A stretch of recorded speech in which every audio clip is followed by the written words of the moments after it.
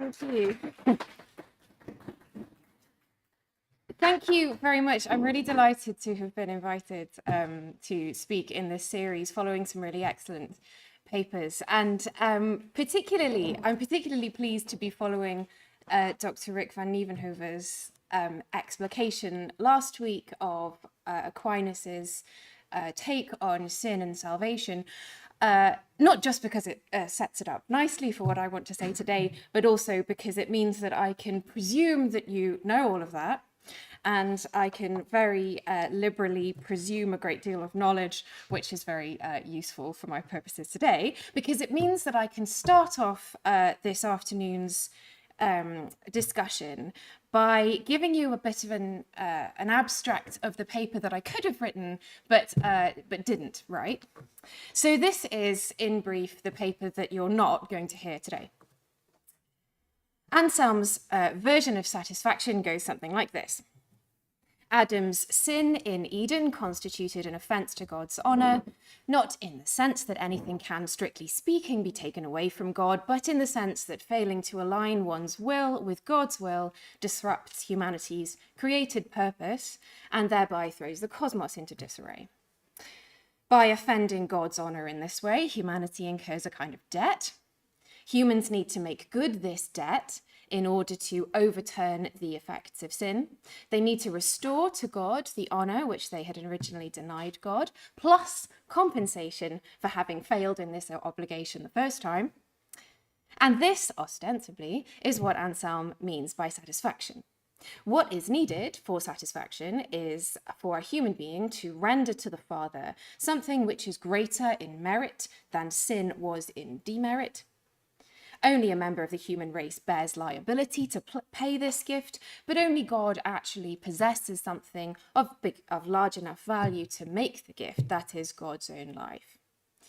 Therefore, only someone who's both God and human, both can and ought, in Anselm's world, make satisfaction on behalf of the human race. And this is exactly what Christ, the God-man, does in freely laying down the gift of his life, a life of infinite value. This concept of satisfaction, or various combinations of its constituent parts, passes through several hands and a couple of centuries before it reaches Thomas Aquinas. And when he takes it up in his commentary on the sentences, on Peter Lombard's sentences, in his Summa Contra Gentiles, and eventually in his Summa Theologiae, he qualifies and expands the model that he's received, and for many people improves it. And he does this in a number of ways. Firstly, Anselm's explication of the rationale behind the incarnation atonement has laid him open, on some accounts, to the charge of placing God under some sort of necessity.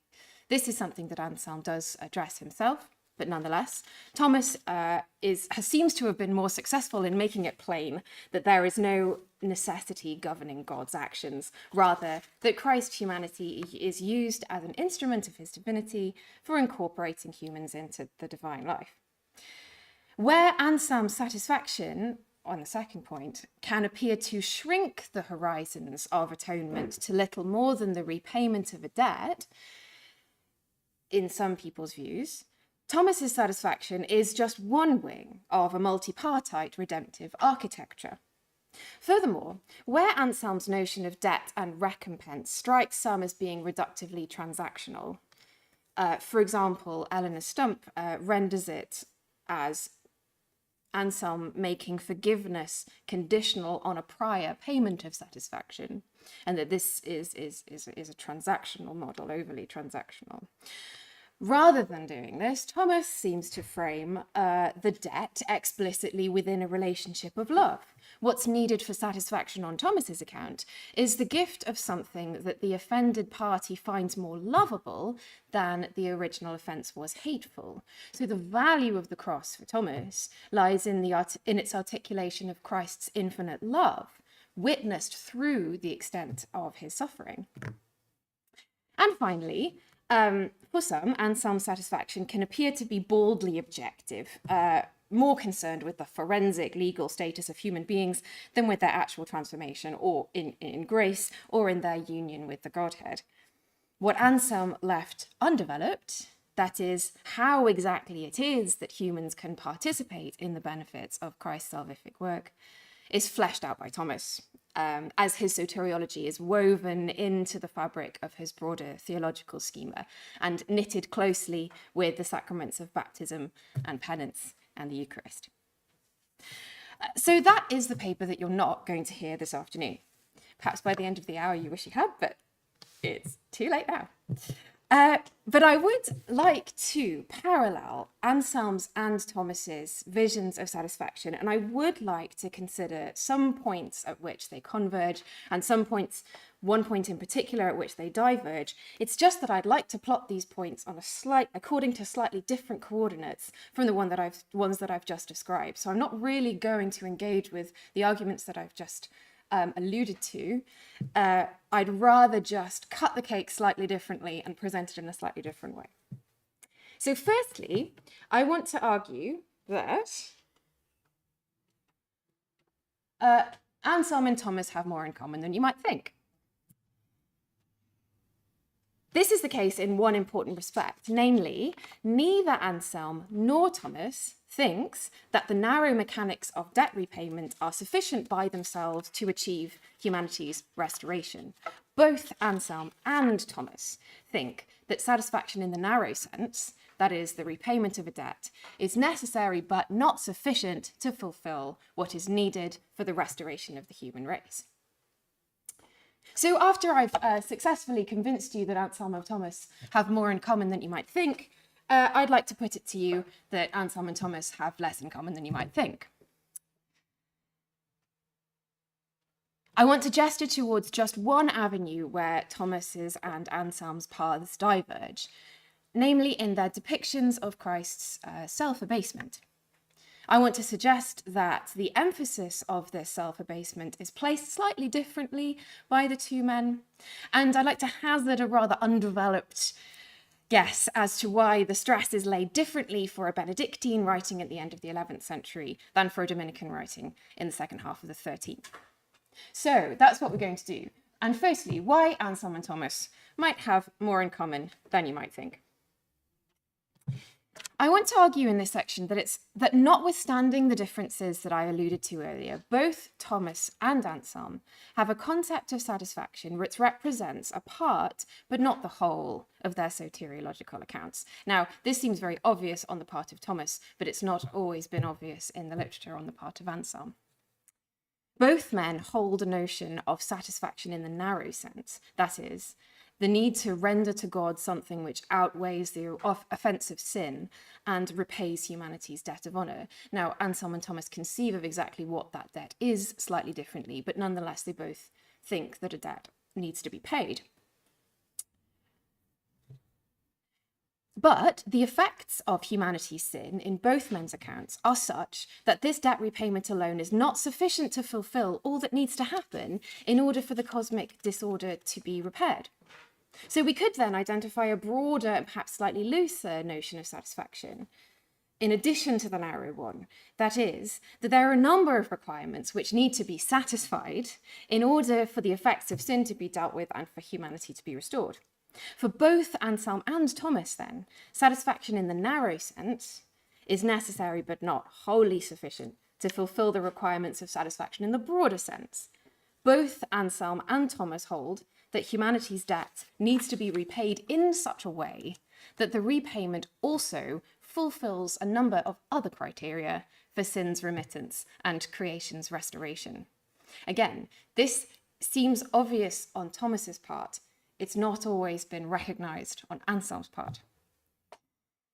Thomas, in the Summa, which I'm going to focus on mostly, presents the work of salvation as a many-sided die. The several faces of Christ's passion, which Dr. van Nieuwenhove talked us through last week, and which I'm going briefly to refer to here, are displayed one by one in question 8 of the 48, beg your pardon, of the Tertia Pars. First, Christ's passion brought about our salvation by way of merit. Grace was bestowed on Christ not only as an individual, but inasmuch as he's the head of the church, so that it might overflow onto his members. But it is evident that whosoever suffers for justice's sake, provided that he be in a state of grace, merits his salvation thereby. Consequently, Christ by his passion merited salvation, not only for himself, but likewise for all his members. He also brought about our salvation by way of satisfaction, in that, by suffering out of love and obedience, Christ gave more to God than was required to compensate for the offence of the whole human race. Christ's passion operated by way of sacrifice, in that Christ offered his life willingly and out of charity for that honour which is properly due to God. This offering was more lovable to the Father than sin was hateful, because of the exceeding charity from which Christ suffered, because of the dignity of his life, for it was the life of one who was God and man, and on account of the greatness of the grief endured. And Christ's passion brought about our salvation by way of redemption, in the sense that it freed humanity from a double bondage, the domination of the devil on the one hand and the debt of punishment, for which Christ's life was payment enough for humanity to be freed from both obligations. So we can see clearly that satisfaction in the narrow sense is just one face of the die for Thomas. But when we turn to Anselm, we can see that in his theological schema too, satisfying the requirements for humanity's restoration means that Christ's death needs to fulfill several criteria which cluster in but are not reducible to the repayment of a debt. For Anselm, as for Thomas, whoever pays humanity's debt needs also to secure the liberation of sinners from servitude to sin. Anselm's prayer to St. Benedict, he writes a collection of prayers and meditations, one of them is to St. Benedict. It depicts the remedy for sin as a release from chains. He begs his dear Father, blessed Benedict, as his confessor to, quote, unbind the cords of sin, and calls on St. Peter, quote, you who bind and loose as you wish, to, quote, loosen the sinner's chains, heal his wounds, free him from the misery of the kingdom of sin, and lead him into the blessedness of the kingdom of heaven, unquote. In Anselm's meditation on human redemption as well, which is the sort of devotional counterpart to the Codeus Homo, which is his big soteriological magnum opus. In the meditation on human redemption, Anselm describes the salvation won by Christ as a freedom from captivity. He says, quote, behold, Christian soul, here is the strength of your salvation. Here is the cause of your liberty. Here is the price of your redemption. You were held captive, but in this manner you were redeemed. You were a slave and thus were set free. I make this observation because Anselm is often credited with eschewing the motif of Christ liberating captives by championing over the devil, particularly in Gustav Auland's work.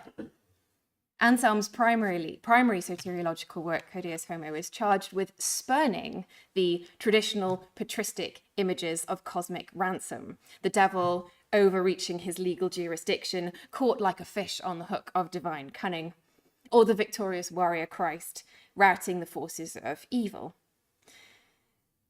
Rather, the Codeus Homo is charged with having removed the devil from the scene. As Richard Southern puts it, in Anselm's writings, quote, the devil slipped out of the drama and left God and man face to face, unquote.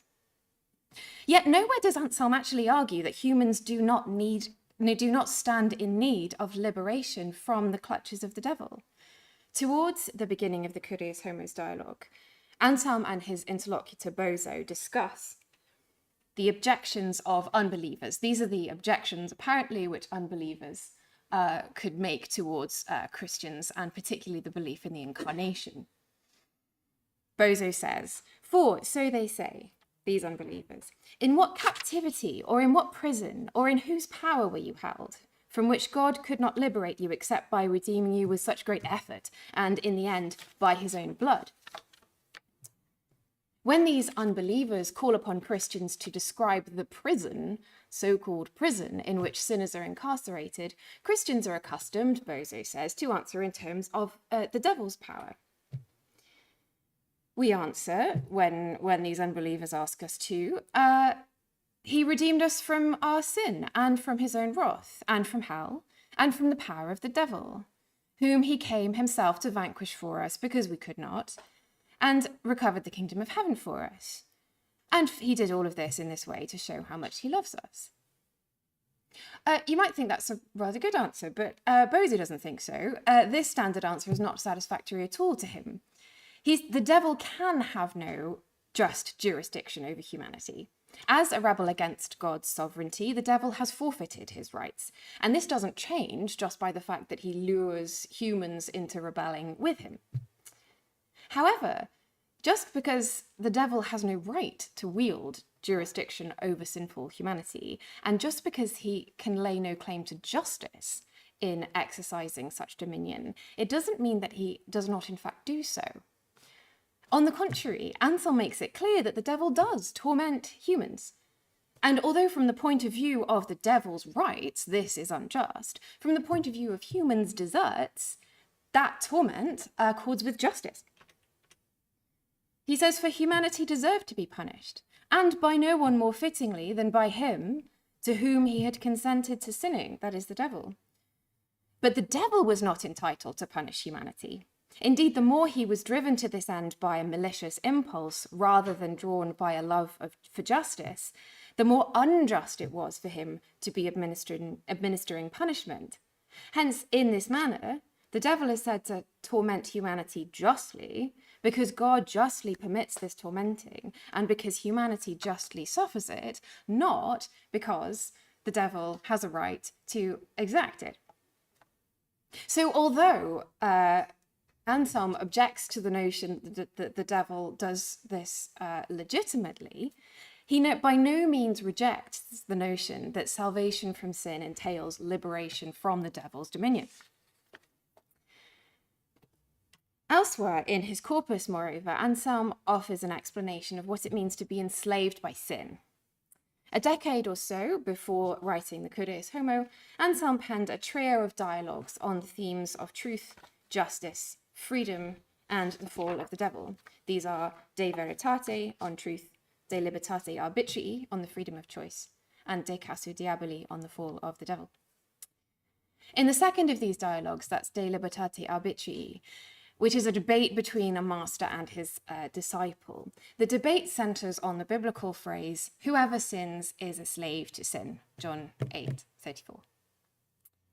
And the disciple begins by querying, how can human nature have been created free when it had the kind of free will that could be mastered by sin? How can humans have free will when they were able to be enslaved?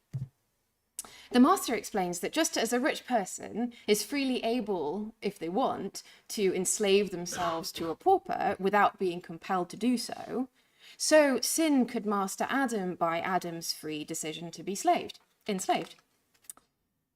And the disciple then inquires whether human wills could still truly be called free after they made themselves enslaved in this way, after they made themselves slave to sin. And the master explains that although they subjected themselves to sin, nonetheless, these human wills, did not extinguish in themselves their natural freedom of will. But they were able to bring it about that they might not have the power to use that freedom without another grace different from that which they had at first.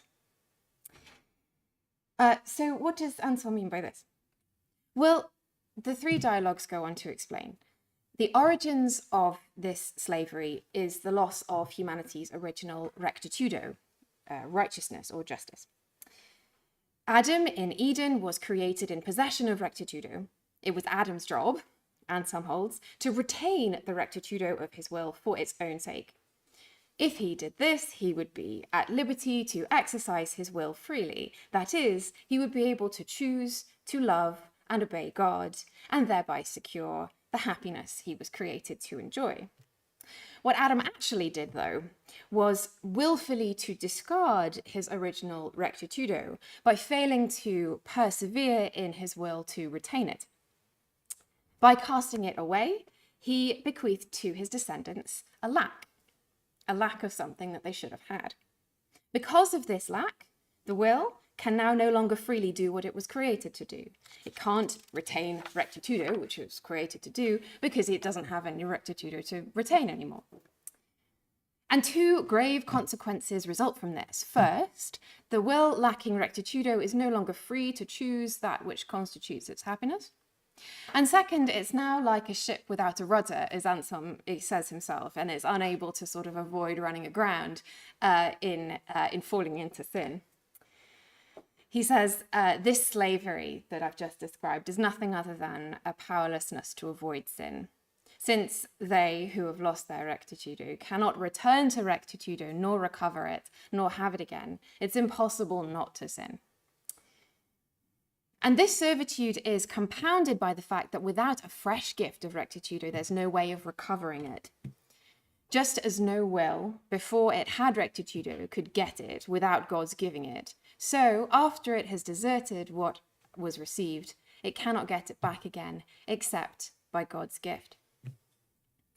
As the dialogue's interlocutors gravely note, a gift of rectitudo for the second time would be more miraculous even than resurrection from the dead. And I judge it a greater miracle when God gives back to a will the rectitudo it deserted than when he gives back to a dead man the life he lost. In Anselm's scheme, then, whoever makes satisfaction for humanity's sins needs also to liberate sinners from their servitude. First, their servitude to the devil, whose exercise of power over them, though illegitimate, is still real. And second, their servitude to sin, which results from a lack of rectitudo, which humans in a rightly ordered cosmos ought to have.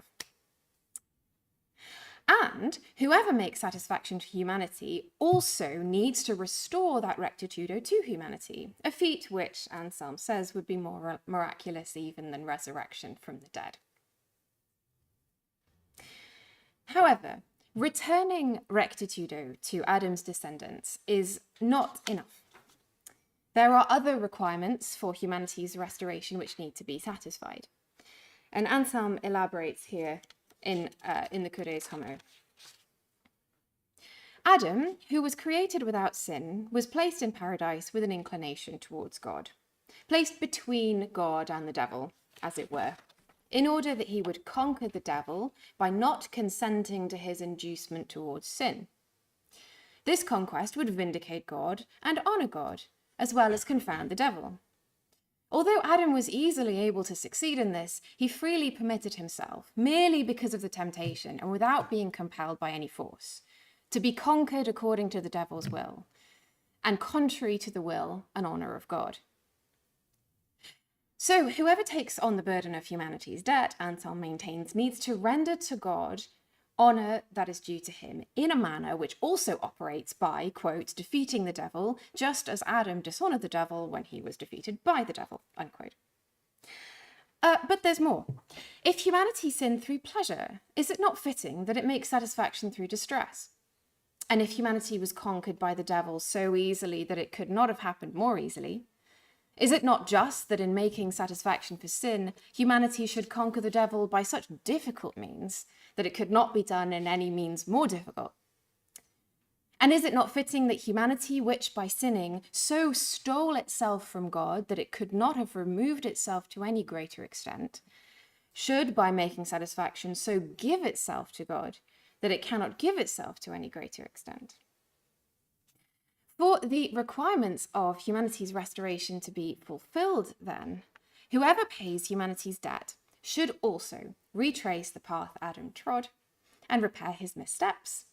Satisfaction must be made in such a way that it overturns the devil's conquest of Adam by conquering the devil, corrects the ease and pleasure of Adam's conquest by conquering in difficulty and pain, and amend the total theft of humanity from God in a way by way of a total gift of humanity to God. And this, of course, is the logic of recapitulation. What's needed is a second Adam, a new head of the human race, who can repay the debt of honor to God and do so in such a way which simultaneously rights all of the first Adam's wrongs. This, in Anselm's view, is exactly what the death of Christ achieves.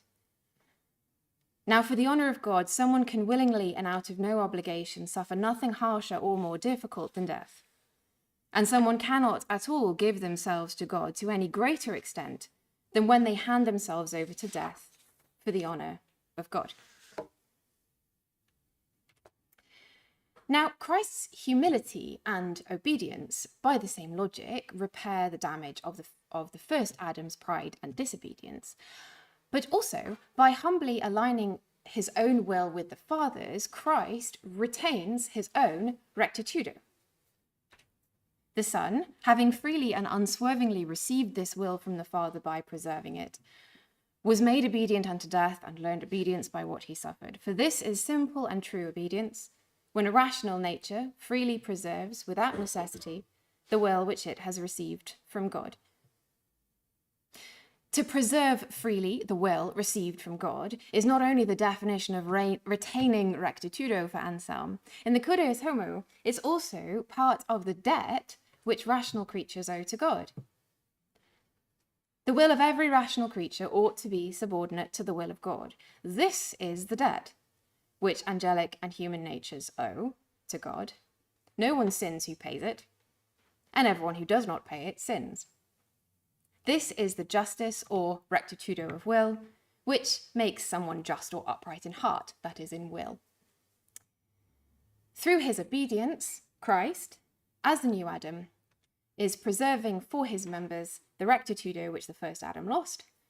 And since, quote, all rational creatures owe this obedience to God, unquote, whoever keeps their rectitudo pays their debt.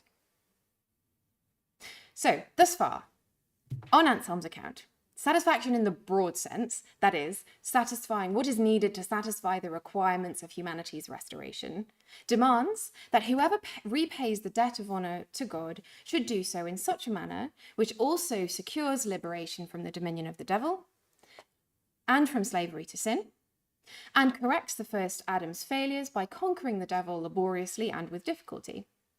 And we now also know that the second Adam needs to return to the first Adam's descendants the rectitudo that they lack by retaining in obedience his own rectitudo on their behalf. But this isn't enough, because, as Anselm points out to Boso, this love and obedience and rectitude is what humanity owes to God anyway.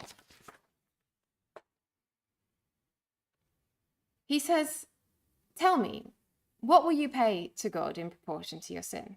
And Boso, because he's very pious, comes up with a long list. Penitence, a contrite and humble heart, fasting and a variety of physical toil, the mercy of giving and forgiving, as well as obedience, and he goes on. But for Anselm, this doesn't work. When you render something which you would owe to God even if you had not sinned, you ought not reckon it as payment of the debt which you owe for your sin. Now, you owe to God all of the things that you've just mentioned. Christ's obedient preservation of rectitude is certainly needful, but this only allows humans, really, to do what they should have been doing all along. It's restorative, basically, rather than satisfactory. Anselm says, in the case of obedience, quote, what do you give to God that you do not already owe him? To whose command you owe all that you are, all that you have, and all that you can do, unquote. So there's something more that's necessary. There's something more that's needed. Christ, incidentally, being sinless, does not owe his death to the Father. He does not owe the Father a death. Moreover, just because satisfaction can only be made by a God-man, it doesn't mean that if a God-man were happen to exist, that he would be required to make satisfaction. Just because it needs to happen, it doesn't mean that Christ needs to do it, right? On the contrary, if, as Anselm is at pains to point out, Christ was under no compulsion of any kind. The laying down of his life was, on Christ's part, a gift precisely because it was something it was not something owing to God in the first place. That's why it's a gift. Quote, God does not require this death of him out of any obligation, since there was never any sin in him. His death was not owing, unquote. Christ's gift, therefore, is meritorious on account of its gratuity. A gift which is given in such unprompted kindness deserves a reward, but Christ, who already possesses everything belonging to the Father, has no need of such reward. Deciding that it is unfitting for such a meritorious gift to go unrewarded, you'll be delighted to hear that Anselm and Boso alight on the perfect recipient. To whom will he more fittingly assign the fruit and reward of his death than to those for whose salvation he became human? Or whom will he more justly make the heirs of the reward of which he has no need, and of the overflowing of his plenitude, than his parents and brothers, whom he sees wasting away with poverty, owing such great debts in deep misery, so that what they owe for sin may be remitted, and they may be given what, because of their sins, they lack. Sinful humans, in the end, received the benefits of the restoration won for them in Christ by standing in the current of his overflowing merit, which brims over to inundate his human family. So we are now in a position to slot together all of the parts of Anselm's soteriological model, and it goes something like this. What humans owe to God is actually twofold.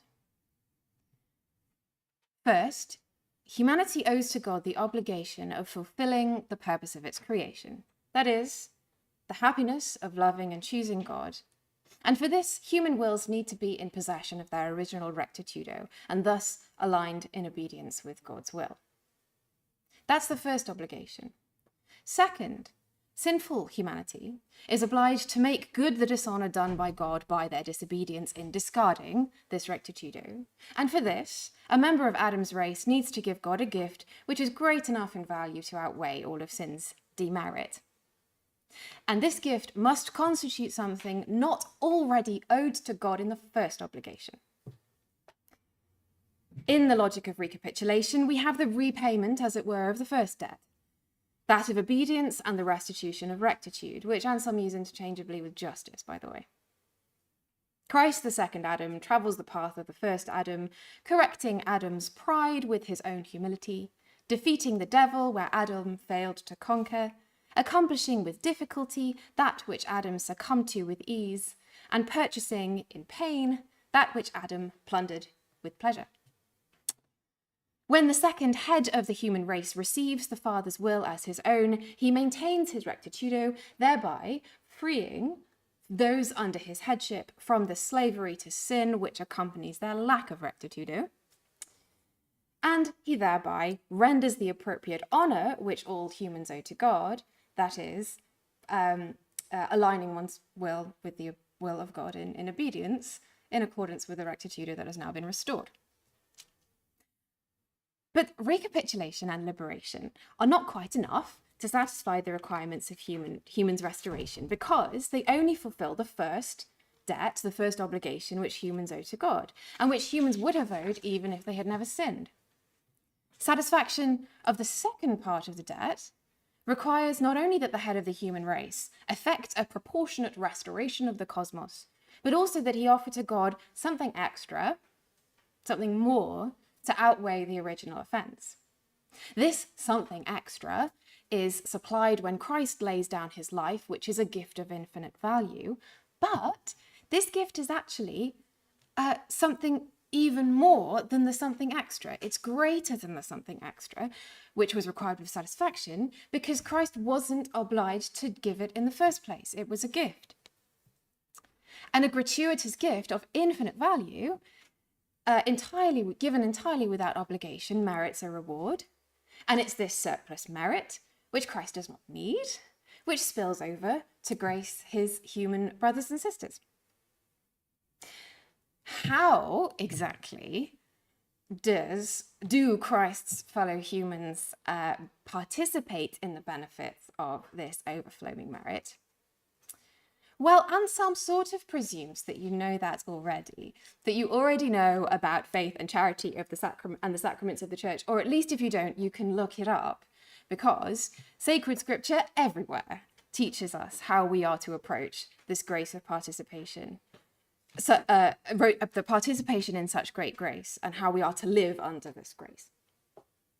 So no, Anselm doesn't develop this subjective aspect, but he does allude to the need to follow Christ's, quote, example of dying according to justice, observing that to be imitators of him is pointless if it does not mean being participators in his merits. I've argued then, so far, that in one crucial aspect, Anselm and Thomas have more in common than you might think. What I've tried to show is that for both theologians, satisfaction in the narrow sense is not sufficient in itself to fulfill the requirements of satisfaction in the broad sense, and that for Anselm as well as for Thomas, the mechanics of debt repayment cannot achieve what is necessary to restore sinful humanity without the accompanying redemptive dynamics of recapitulation and liberation and conquest of the devil. But this was only my first part, because now that I've convinced you beyond a shadow of a doubt that Anselm and Thomas have more in common than you might think, I'm going to posit that Anselm and Thomas have less in common than you might think. There are many things I could have, many avenues I could have gone down for this, but one of the differences that really struck me when writing this about Anselm's and Thomas's accounts of Christ's passion is Thomas's emphasis on the suffering of Christ. For Thomas, Christ in his humanity not only suffered, but suffered to the greatest possible degree, with the greatest possible bodily and spiritual pain. In question 46 of the Tertia Pars, a question dedicated to Christ's suffering, Thomas concludes that Christ not only endured all classes of suffering, from representatives of all types of people, across all 5 of his bodily senses, in all aspects of his internal spiritual sensation, but also that his suffering was greater than all other human suffering. That's Article 5. That his pain was greater than all other pains, both in terms of the physical pain, because being miraculously constituted, his senses were more susceptible to bodily sensations, and so he felt pain more acutely, both in terms of the physical pain and in terms of his sorrow, which, quote, apprehended most vehemently all the causes of sadness. That's Article 6. Even when contemplating the beatific vision, in his higher reason, Christ still suffers. Article 7. Moreover, we hear in several places that this suffering, which manifests the extent of Christ's love and obedience, this suffering has salvific efficacy in itself. Thomas observes in question 48 that one of the reasons Christ's passion was so pleasing to the Father was, quote, on account of the extent of the passion and the greatness of the grief endured, unquote.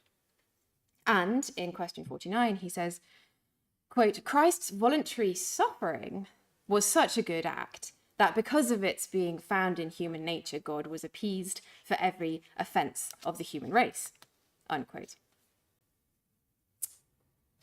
Thomas's distinctive method for laying stress on Christ's sufferings is in the way that he mobilizes the biblical image, I think, of the suffering servant of Isaiah 53. References to Isaiah 53 verse 4, surely he's borne our iniquities and carried our sorrows, appears in question 46, whether the pain of Christ's passion was greater than all other pains. He says, Christ grieved not only over the loss of his bodily life, but also over the sins of all others. I've redacted it here. He grieved at the one time for all sins, according to Isaiah. Surely he has carried our sorrows. This appears in Thomas's said contra to the question of whether humans were freed from punishment through Christ's passion. Said contra, surely he has borne our iniquities and carried our sorrows. And in his response to whether the Father offered up Christ to his passion, he responds, quote, Christ suffered voluntarily out of obedience to the Father. Hence, God the Father did deliver up Christ to his passion, in the sense that, because by his eternal will he preordained Christ's passion for the deliverance of the human race, according to Isaiah. The Lord has laid on him the iniquities of us all, and the Lord was pleased to bruise him in infirmity. The suffering servant also appears in Thomas's discussion of Christ's descent into hell. Why was it fitting for Christ to descend into hell? Because he came to bear our, lots of reasons, but first, because he came to bear our penalty in order to free us from penalty, according to Isaiah. Surely he has borne our infirmities and carried our sorrows. I may sound like I'm flogging a dead horse here, but the reason I'm bringing it up is that it's strikingly different from Anselm's account. For Anselm, as you remember, it was important that Christ's death be difficult to overcome the ease of Adam's temptation, and important for it to be painful, to overcome the pleasure of the first sin. But it need not involve greater pain or suffering than all other human suffering, not for Anselm. Indeed, when Boso actually asks whether there was sadness in Christ, Anselm says no. Boso says, all of these above considerations that they've just discussed show plainly that he ought to be mortal and ought to share our misfortunes. Will he therefore be unhappy? By no means, says Anselm. Not at all. When you will something good, that's not unhappy. To experience something detrimental wisely and willingly without being compelled to is not a cause of unhappiness. Again, I've redacted, he says more. But essentially, the notion that Christ should bear all of the sadness of the world is not one that Anselm has.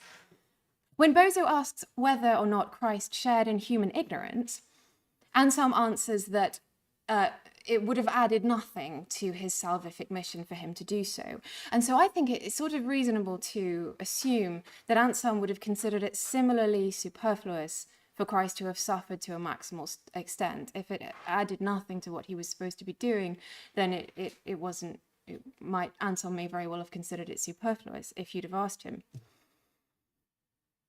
And interestingly, the only citations of Isaiah 53 in Curios Homo appear in reference to Christ's free will. They're not really in reference, they are indirectly in reference to Christ's sufferings, but what he quotes is Isaiah 53:7. He suffered because he willed it, and he's making the point that Christ wasn't compelled by the Father, that he took up his cross willingly.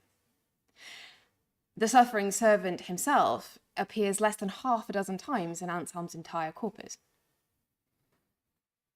So how should we frame this divergence? You may very well have thoughts of your own, and I'd be curious in the discussion afterwards to know what you think about this.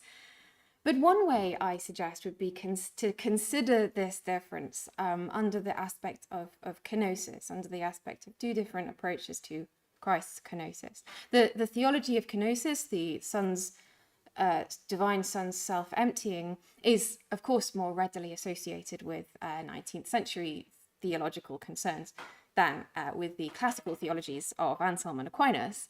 But following the leads of eminent Dominicans, Gilles Emery and Dominic Legge, one of the earlier speakers in this series, who've both written on kenoticism in Aquinas, I'd like to posit that the different stresses that Anselm and Thomas lay on Christ's suffering perhaps reflect slightly different emphases given by each man to the trajectory of abasement and ascent. So, kenosis. By way of a caveat, Thomas is clear that Christ's self-emptying pertains primarily to his assumption of a human nature. He doesn't empty himself of his divine nature. That's important. In fact, if he did, it wouldn't work. But that notwithstanding, references to the Philippian hymn, especially Philippians 2, verse 8 and 9, he humbled himself and became obedient unto death on the cross, and therefore God has highly exalted him, appear with frequency in Thomas's questions concerning Christ's passion. When he asks whether Christ ought to have suffered on the cross, sed contra, he became obedient unto death, the death on the cross. Whether Christ died out of obedience, sed contra, he became obedient to the Father unto death. Whether Christ's passion brought about our salvation by way of merit, sed contra, in the words of Philippians 2, therefore God highly exalted him. whether by his passion Christ merited to be exalted, said contra. It is written, he became obedient unto death, even death on the cross, for which cause God has also exalted him. And in that last question, in Article 6, it's Christ's fourfold humility, his death and entombment and shame and descent into hell, which befits a fourfold exaltation, his resurrection and ascension and enthronement at God's right hand, and then his judiciary authority. While Thomas is keen to stress that there could be no actual increase in merit in Christ, since in his human nature he was graced from the moment of his conception, nonetheless there does seem to be a sense to me in which the suffering of Christ in particular is identified with the kenotic descent, which paved the way for his subsequent exaltation. I think that there's something about the suffering which is yoked to Thomas's idea of what it means for Christ to descend. Indeed, in a number of places, Thomas hints that the suffering of Christ on the cross is his exaltation. This part of the Summa also features several references to the Son of Man being lifted up. John 3, verse 14, as Moses lifted up the serpent in the desert, so the Son of Man must be lifted up. John 12:32, when I am lifted up from the earth, I will draw all things to myself. These references appear in this cluster of questions. To the question of whether it was necessary for Christ to suffer for the deliverance of the human race, Thomas said contra, as Moses lifted up the serpent in the desert, so the Son of Man must be lifted up. And he responds, in a sense it was necessary, on our part, who have been delivered by his passion, according to John, the Son of Man must be lifted up, that whosoever believeth in him may not perish, but may have life everlasting. And second, on Christ's part, who merited the glory of being exalted through the lowliness of his passion. To the question of whether Christ ought to have suffered on the cross, he responds that by doing so, and there are several, I think 7 reasons why he ought to have done, but one of the reasons is that he thereby prepares us for an ascent into heaven. If I be lifted up from the earth, I will draw all things to myself. That's what that's the tag that he uses. And to the question of whether Christ suffered at a suitable time, the second objection observes that Christ's passion is called his uplifting. According to John 3, so must the Son of Man be lifted up. So the suffering of Christ not only paves the way for his exaltation, inasmuch as it bespeaks the extent of Christ's love for humanity, it is his exaltation. Now, Anselm also makes use of the Philippian hymn to picture the trajectory of Christ's abasement and ascent. Unlike Thomas, who is considerably more careful about this point than Anselm, Anselm isn't shy in affirming that Christ's exaltation is manifested as a result of his abasement.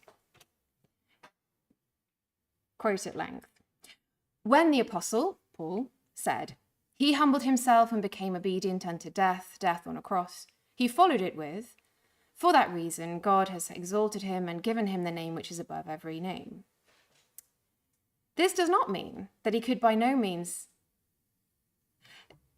The bit that I've redacted actually includes another example, which is the psalm which says, he shall drink from the stream by the wayside, and therefore he shall lift up his head. Anselm also considers that to be part of this sort of inverted arc of abasement followed by ascent, and it also appears in Thomas functioning in the same way. This does not mean that he could by no means have arrived at this exaltation except by that obedience unto death, or that this exaltation is nothing other than a reward for that obedience. For before he suffered, he said that everything had been given him by the Father, and everything of the Father's was his. So no, it's not quite a reward for his debasement. Rather, the addition of the second part of the quotation was meant in the sense that the Son, together with the Father and the Holy Spirit, had decreed that he himself would manifest to the world in no other way than by dying, the loftiness of his omnipotence. Indeed, When that which was decreed to occur only by means of his death does occur by means of his death, it's not unfittingly said to occur because of his death. The salient aspect of this kenotic self-abasement for Anselm is not Christ's suffering, but rather, I think, Christ's humility. And here I wonder whether Anselm is betraying his Benedictine leanings.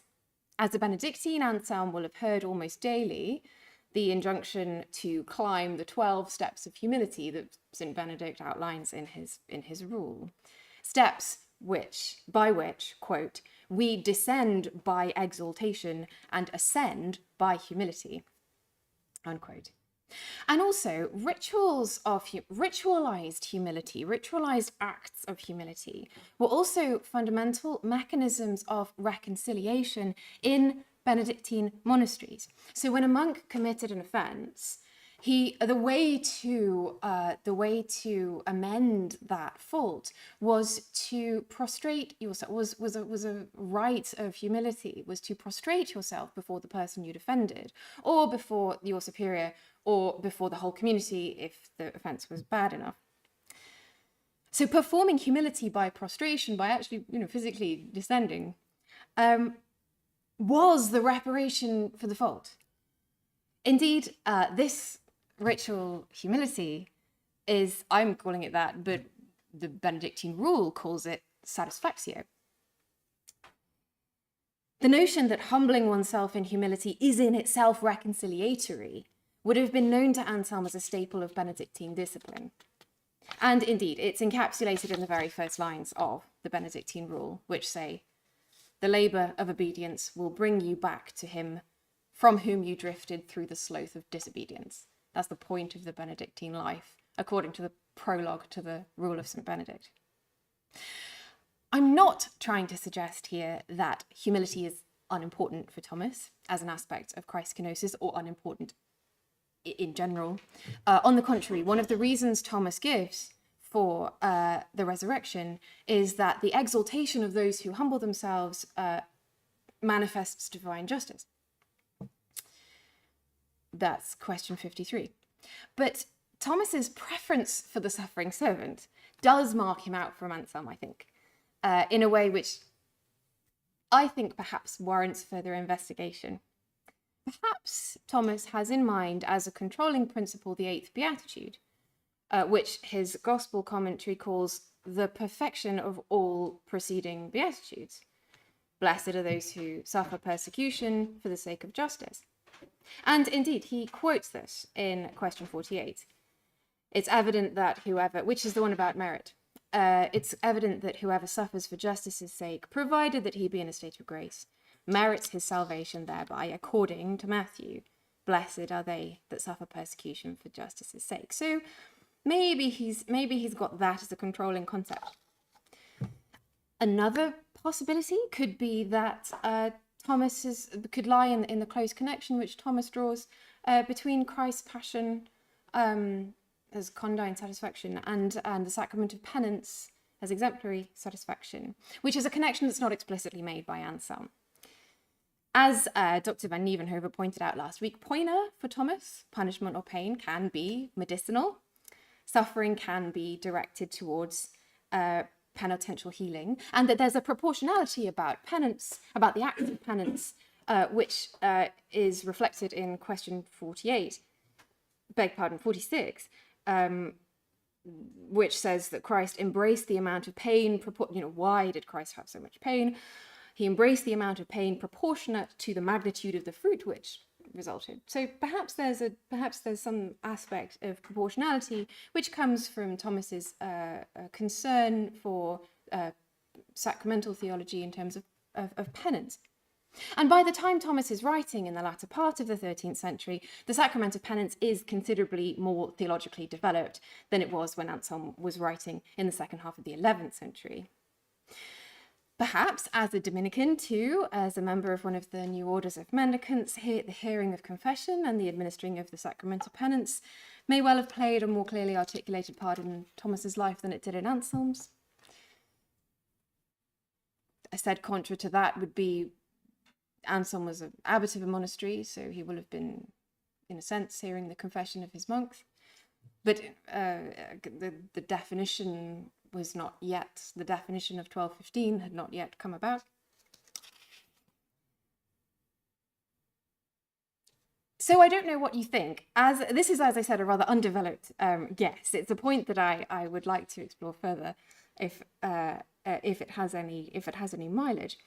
But I hope at least that paralleling Thomas's and Anselm's visions of atonement and parsing their similarities and differences in a slightly different way might open up some fruitful vistas for considering what they have in common and what they don't.